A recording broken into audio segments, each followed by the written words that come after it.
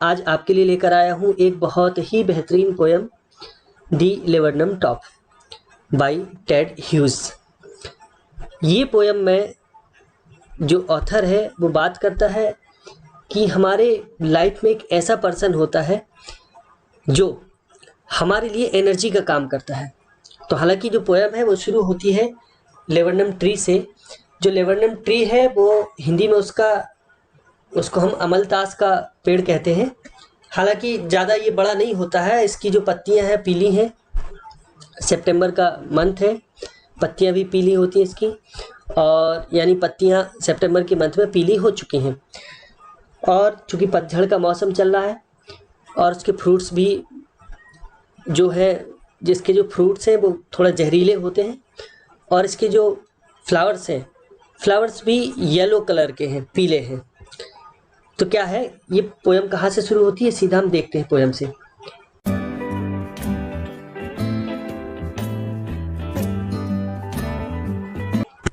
Poet कहता है, the laburnum top is silent quite still in the afternoon yellow September sunlight.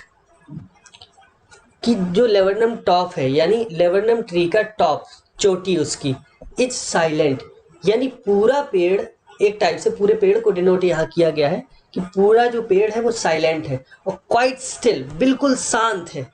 Quite माने बिल्कुल, still माने शांत। In the afternoon yellow September sunlight. अब चूंकि सितंबर का मंथ है और जो सनलाइट है वो सूर्य की किरणें भी उस पर पीली पीली पड़ रही हैं, तो पूरा जो ट्री है वो पीला दिख रहा है। चूंकि पत्तियां भी पीली हैं, पतझड़ का मौसम चल रहा है सितंबर का, और साथ ही साथ जो इसकी फ्लावर्स हैं वो भी पीले हैं, तो पूरा पेड़ पीला दिखाई दे रहा है। और जो सूर्य की रोशनी है वो भी पीली ही पड़ रही है। तो अ फ्यू लीव्स येलोइंग, कुछ जो पत्तियां हैं वो पीली पड़ रही हैं, येलो हो रही। येलोइंग माने येलो हो रही। ऑल इट्स सीड्स फॉलन, और जो भी इसके सीड्स हैं वो गिर चुके, यानी जो बीज है इसके, जो फल हैं वो गिर चुके हैं। अब जो बीज कहने का अर्थ है जो फल है, इसके फल में ही बीज होते हैं, वो गिर चुके हैं।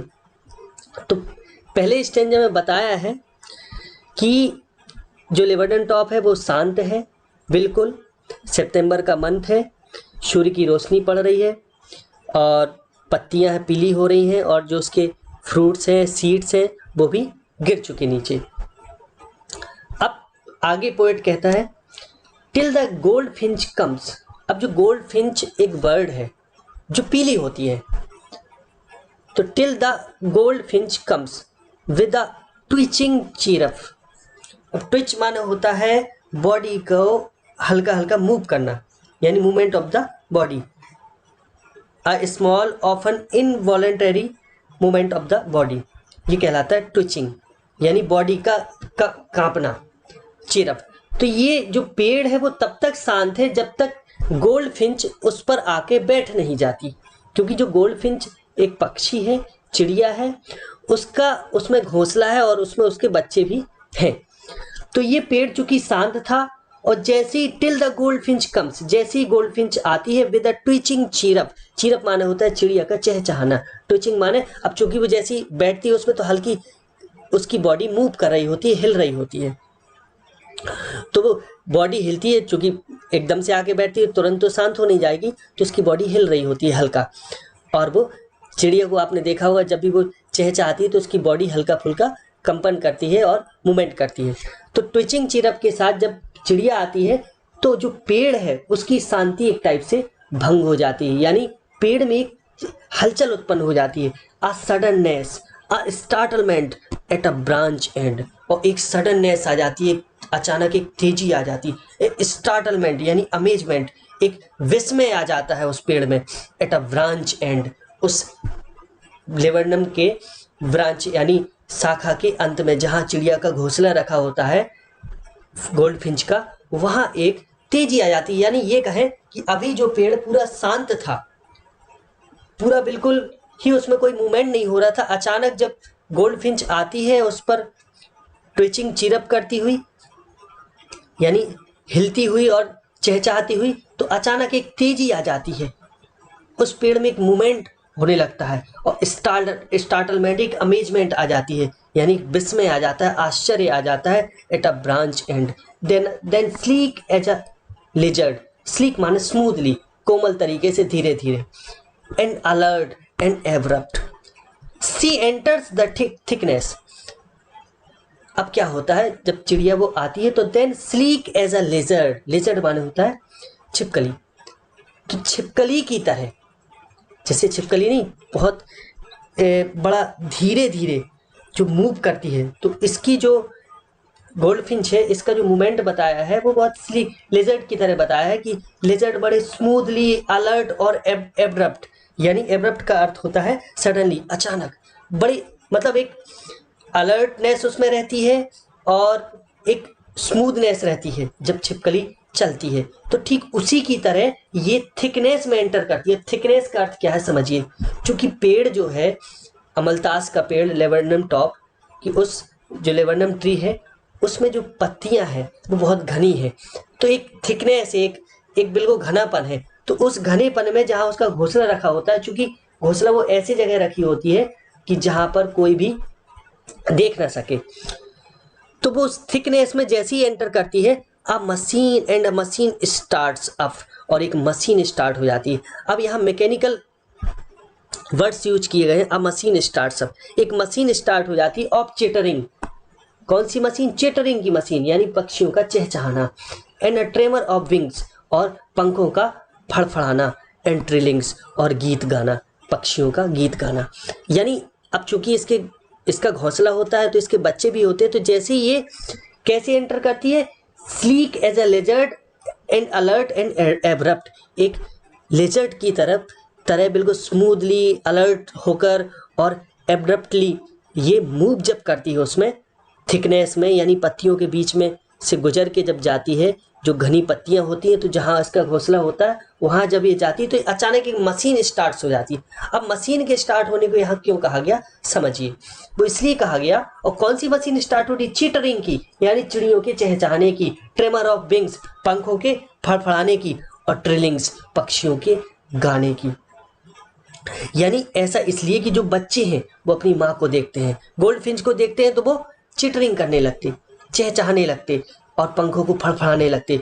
तो इसलिए यहाँ पोएट ने यूज किया है कि a machine starts up, the whole tree trembles. अब चूंकि जो पेड़ अभी बहुत शांत था, वो पूरा पेड़ ट्रेम्बल करने लगता है, कांपने लगता है, एक हलचल उत्पन्न हो जाती है पूरे पेड़ में, एंड थ्रिल्स, और पूरा पेड़ रोमांचित हो जाता है। यहाँ थ्रिल्स का यूज क्यों किया गया? माने जो पेड़ अभी बिल्कुल शांत था, जिसमें कोई मूवमेंट नहीं था, कोई एक एंजॉय भी नहीं था, वो पेड़ भी उस चहचहाहट में एंजॉय करने लगता है, उसमें भी एक थ्रिलिंग आ जाती, माने उसमें भी एक रोमांच आ जाता है, एक कंपन आ जाता है, और पूरा पेड़ कांपने लगता है। तो आगे पोएट कहते हैं it is the engine of her family. अब इट यहाँ जो यूज किया गया है वो गोल्डफिंच के लिए यूज किया गया है, और गोल्डफिंच जो बर्ड है यहाँ उसको बताया गया है कि ये जो है वो अपनी फैमिली के लिए, अपने यंग वंस के लिए, यानी जो उसके बच्चे हैं उसके लिए इंजन है। तो आगे पोएट कहता है सी स्टोक्स इट फुल। अब चूंकि चिड़िया आई है, चिड़िया अक्सर जब घोंसले में आती है तो कुछ ना कुछ बच्चों के लिए अपने खाना लेकर आती है, तो पोएट ने यहाँ चिड़िया को इंजन कहा गया है, इंजन कहा है।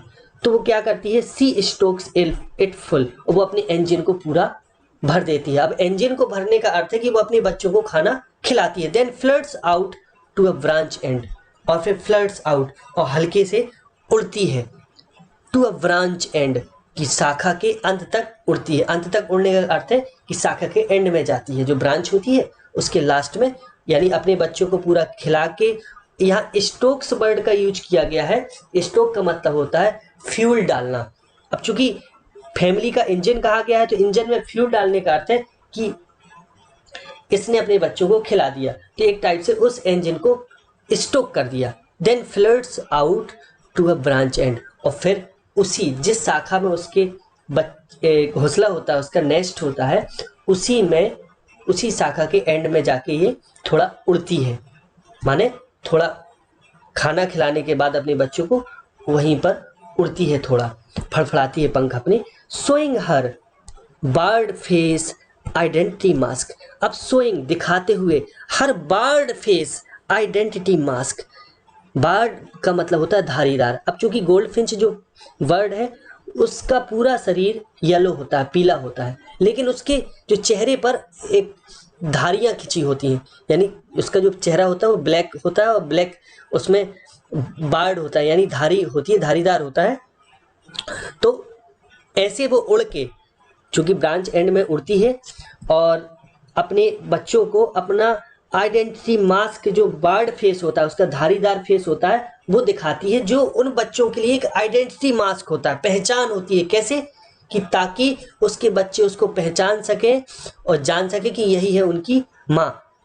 और यदि कोई अन्य आता है घोंसले पर तो वो उनको देखे और जो आइडेंटिटी मास्क है अगर वो मैच नहीं करता तो बच्चे सुरक्षित रहें, अपने आप को सेव कर सकें। इसलिए यहाँ आइडेंटिटी मास्क का प्रयोग किया गया है। जो उसका चेहरा है, बर्ड फेस है उस गोल्डफिंच का, वो उसके बच्चों के लिए एक आइडेंटिटी मास्क है। आगे देखें, then with airy delicate whistle chirp whisperings. अब देन, अब क्या होता है, अपने बच्चों को ये अपना फेस दिखाती है। फिर इसके बाद देन विद एरी, एरी माने होता है विचित्र, अजीब, डेलिकेट माने कोमल, विसल चिरप और ऐसी चहचहाना जैसे सीटी बज रही हो हल्की ध्वनि में।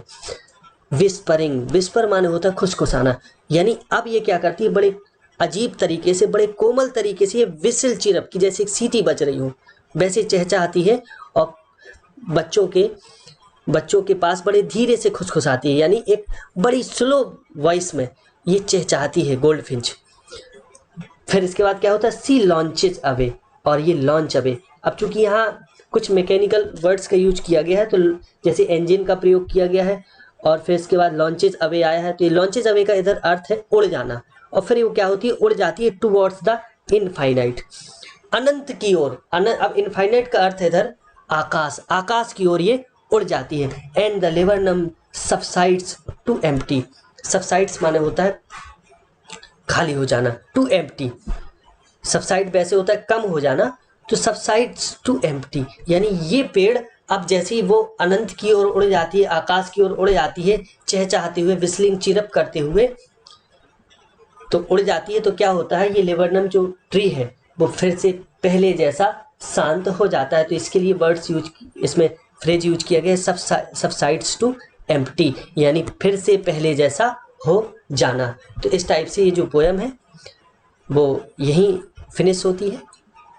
आशा है ये वीडियो आपको पसंद आया होगा, तो इस वीडियो को लाइक ज़रूर कीजिएगा और इसको शेयर भी कीजिएगा और हमें कमेंट में ज़रूर बताएं कि आपको कैसा लगा इस पोएम को समझ के। आगे अगले वीडियो में मिलते हैं, तब तक के लिए नमस्कार, जय हिंद, जय भारत।